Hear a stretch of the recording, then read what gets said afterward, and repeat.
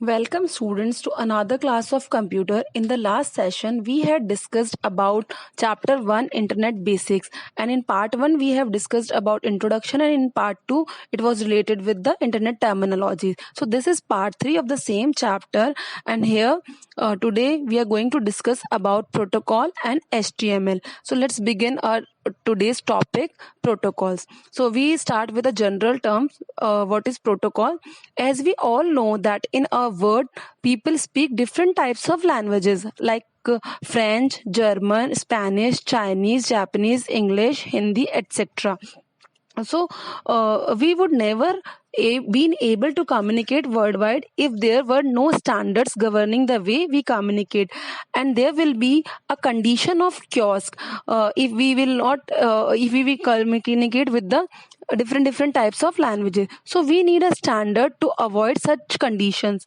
So these standards are nothing but set of rule which are followed by everyone. So because of that thing, English is a international language, and all the countries they have to follow this English as a standard language. So same thing happens with the machines also for processing data. So different type of machine, there should be some standard, and that standard is known as the protocol, which determines how the data should be transferred over the network, compressed, presented on the screen, and so on. So these set of rules are called protocols. So protocols are nothing but set of rules that are specific rules which determine the how the data should be transferred over the network, compressed, presented on the screen. Okay, so the basic need for protocol is to standardize the process and ways of communication over a computer network. Most commonly used protocols are examples given here: HTTP/HTTPS, that is hypertext transfer protocol, and hypertext transfer protocol secure. This protocol is used for in the interaction with the applications. Whenever we are typing URL, this protocol will work, and it sends other things from one device, client device, to the server. Next protocol is TCP/IP, that is Transmission Control Protocol, and IP stands for Internet Protocol. This protocol helps in communication, and it is the basis of the internet. And next protocol is SMTP and POP. SMTP stands for Simple Mail Transfer Protocol, and POP stands for Post Office Protocol. These two protocols are used in emails. Okay. Next topic is we will discuss about the TCP/IP in detail. TCP/IP protocol. TCP stands for Transmission Control Protocol, and IP stands for IP protocol.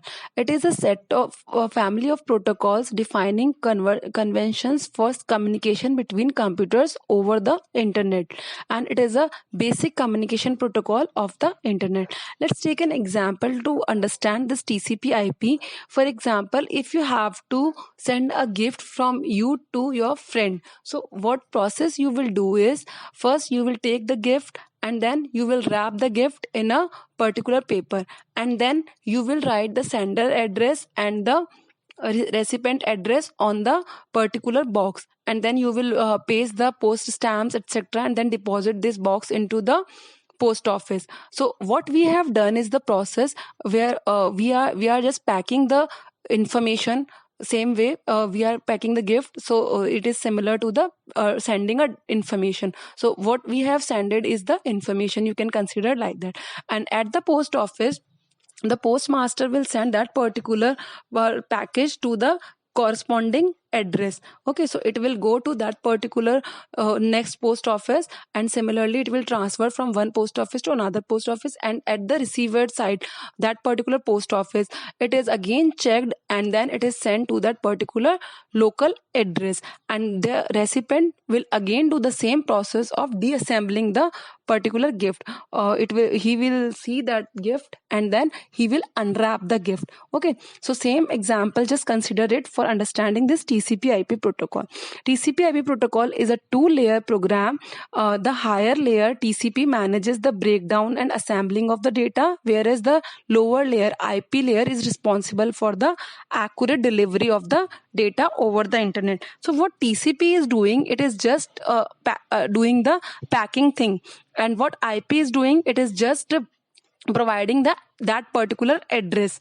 Okay, so how this TCP/IP works, we will see here. Working of TCP/IP, the information that we have sent through the internet is broken into packets. That is, we can't send the information in one go, so we divide it into small pieces that are known as packets, and then using a technique that is packet switching. Packet switching means packet transferring.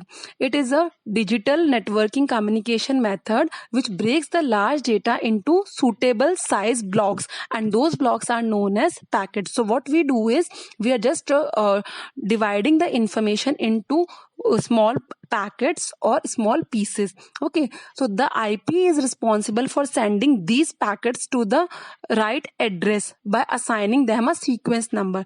So after dividing the information into packets, then a sequence number is assigned to each packet, and that sequencing assignment is done by the IP protocol.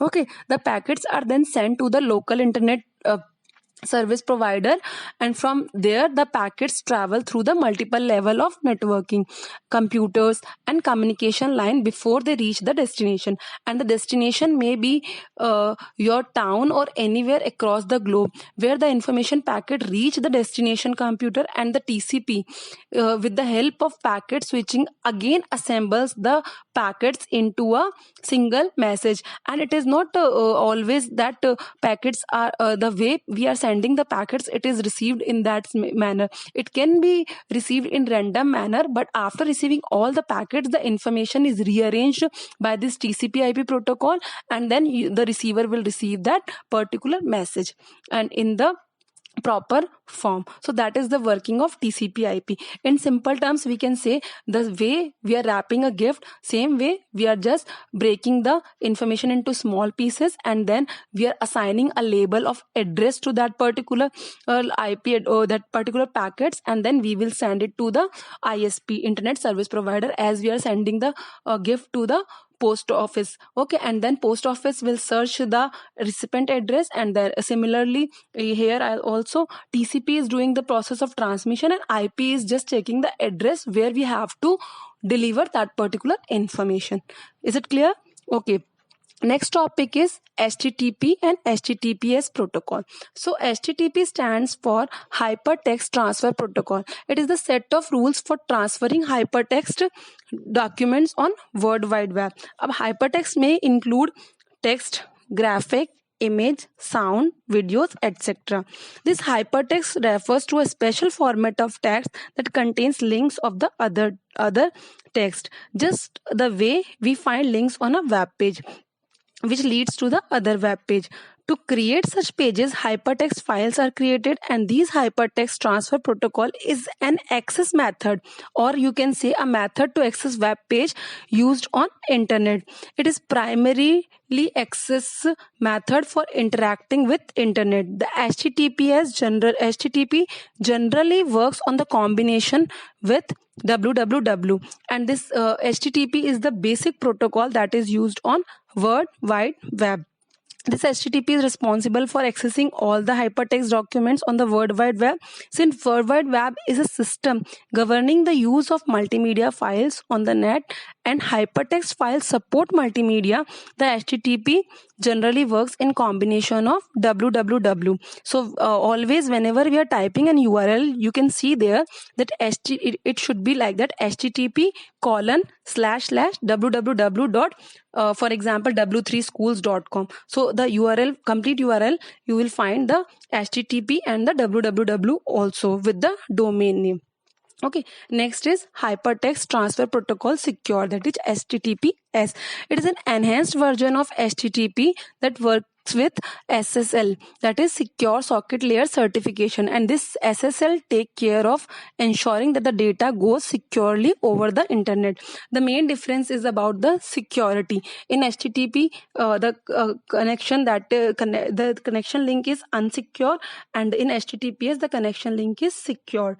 And this HTTPS is generally used in bank's website or secure transaction, that you will find on the URL that HTTPS will be written, and you will find a padlock symbol. Generally it is used in banking websites or more secure websites.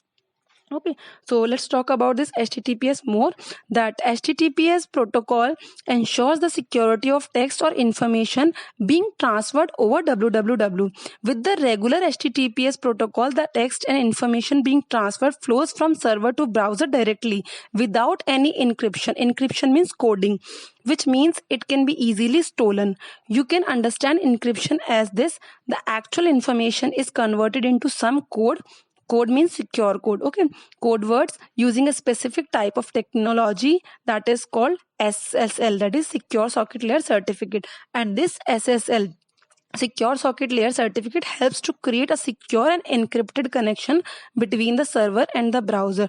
This ensures that the information is encryption and connection is safe, so that the hackers cannot steal your crucial information or sensitive information such as login ID or password or payments, etc. So this is all about HTTPS. Now we are taking an example that will explain you about the working and transactions that is take place with the help of HTTP. So see here, in the first step, for example, we open a connection to the Gmail server by typing the URL of Gmail. This URL actually sends an HTTP command to the web server, directing it to fetch and transmit the requested web page. In the second step, when we enter our credentials, that is login and username and password. Okay, when we click on login, request is sent on the server stating that the type of transaction and the data. The transaction type is login and the data requested is your email account. In the third stage, the server checks whether the username and passwords are entered correctly or not. If the credentials are correct, then the server sends the desired data, hence the current status is success. If the credentials do not match, the server redirects you to the home page with an error message. The current status of the transactions become failure. So this is the way HTTP and HTTPS works. Okay, now we will discuss the difference between HTTP and HTTPS. So differences are, first you can write that HTTP stands for Hypertext Transfer Protocol and HTTPS is Hypertext Transfer Protocol Secure. On second difference, you can write that it is the foundation. HTTP is the foundation of any data exchange on the web, and HTTPS is a variant of HTTP or enhanced form of HTTP. Third point is the information or data flows from a server to browser encrypted. Encrypted means without security. But in HTTPS, protocol encrypts the information or data using Transport Layer Security, TLS, and the certification is called SSL certificate. Okay. Fourth point is HTTP allows access to hypertext file, where HTTPS is used to transfer confidential information over the internet. Example, financial information, login credentials, etc. Okay. Or we can say that HTTP, it does not require any additional technology or data exchange transfer, whereas the HTTPS, it require additional SSL certificate for secure exchange of data information through secure connection. And last point is HTTP is generally used for blogs, entertainment, information, and general articles, etc. And HTTPS, it is used for exchanging information such as login details, bank details, payment details, etc. So this is all about HTTP versus HTTPS. Next topic is blogs. A blog is an easy to create website that allows users to share their thoughts with the world.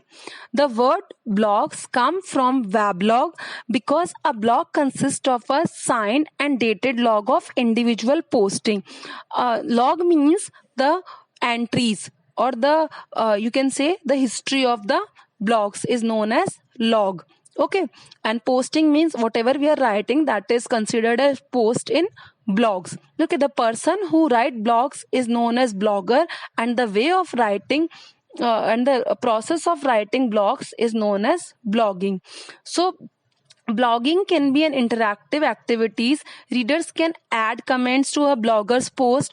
Other personal persons can respond, and a conversation ensures.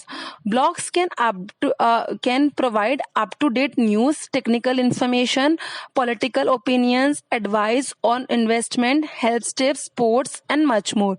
Okay, so this blogs, the topic of the blog can be anything from personal to professional. So here you can find two symbols or the popular websites, blogging websites are: first is WordPress with the symbol W, and second is bloggers.com, that is with the symbol of B. Okay, now we will discuss the types of blog. There are different types of blogs. First is personal blog. Personal blog, it is the most common popular way of blog. It is general or diary that is on the internet. Personal blog encompasses personal views on any chosen topic like health, politics, travel, technology, etc. Okay, next type of blog is company blog.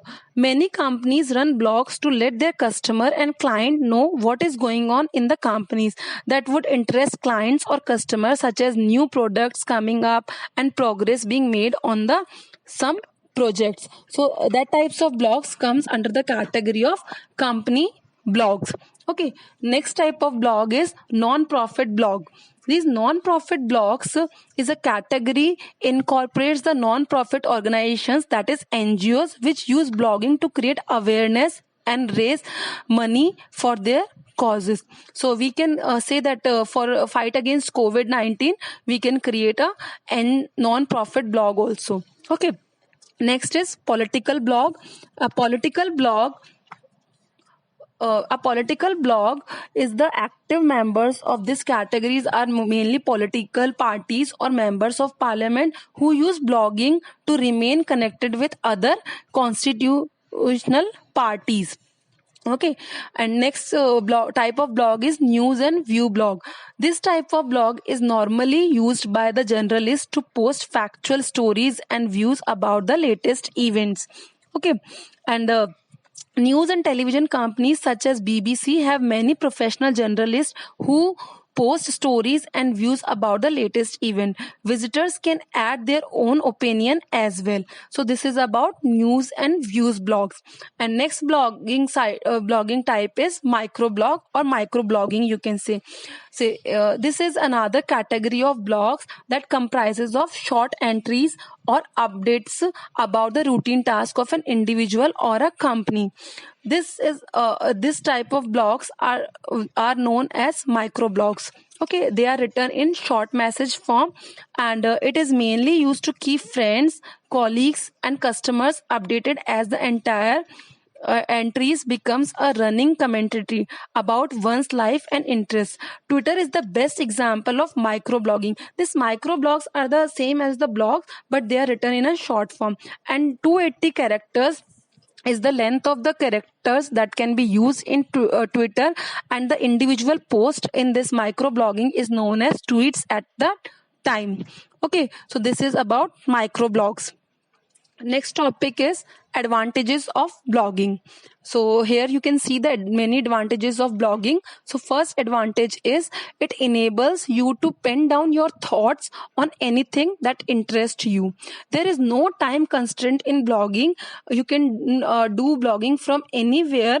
You just need a internet connection and the content with yourself. No office setup is required for blogging, and you are your own boss. Okay, next point is it is easy to set up, as one does not require technical knowledge. It is a quick to add and update new posts. People can write comments on your blog which can prove to be motivational for you also, and which can improve your writing and reading skills also. And it provides a collaborating learning environment and helps learners develop social skills about group consensus and compromises. Students are being encouraged to become authors and improve their writing and reading skill with the help of blogs. Next topic is disadvantages of blogging. Recognition of your talent can be slow process, and initially the traffic can be quite low for your blog, so your approach should be optimistic. That means you have to keep patience in you for recognition of your talent. Okay, while writing you need to be thoughtful and unbiased, otherwise it may have negative impact on the readers also. Okay, next point is people can sometimes prove to be rude in their comments which may disappoint you, so don't bother about that. Whatever you are writing, you have to keep patience and you have to be confident with your content. You need to be very active and disciplined as a blogger so that people do not lose interest. And blogs, especially personal blogs, are not considered to be reliable. Okay, so next topic is news group. News group is a discussion platform about particular subject. It consists of notes written on a central network site and redistributed through Usenet. Usenet is a network, a worldwide network of news groups, discussion groups. It is a platform where people can exchange information on any topic. Okay, and news group is an online discussion forum where remotely connected users share and discuss a particular topic. The subscribers or the users can exchange text messages, images, videos, and other digital media content. Next is people from different occasions post article here which all the other subscribers of the news group can read, respond to it. The collection of these messages and responses on one topic or question from a thread which is displayed in chronological order by date of posting. Chronological order means in alphabetical order. The news reader's software is used to read and post these messages. The news reader is a program that runs on your computer and connects you to the news server on the internet. Next is some popular example of news groups are www.reddit.com, www.giganews.com, www.fastusenet.com, and many more examples are there. So you can see these examples. Other examples you can find that alt.tennis, alt.astrology, comp.language.c++, etc. So these are the few names of news group. So how you can use a news group? For that you have to follow these steps that are given here. So open any news group site. For example, here we are opening a www.reddit.com and create an account on it. First you have to log into your account. You will get the home page of the news group website as shown in the figure on the next slide, and then you have to type the desired topic. For example, whatever topic you want to write. Here we have taken an example of computer languages in the search bar located at the top of the window, and then you have to press the enter key.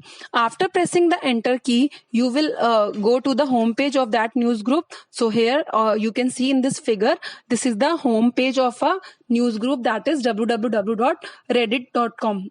Okay, after that you have to go on the next page, that is the home page where you have searched the things. So you will find a list of groups related to the search topic as shown in the figure 1.8. Browse the list and select the desired group, and then blue colors buttons you will find on the screen. So these blue color buttons are the button of join. So you can press any join button in the group which you are interested according to the search topic. Okay, Next step is, after completing the join process, you become a member of this group.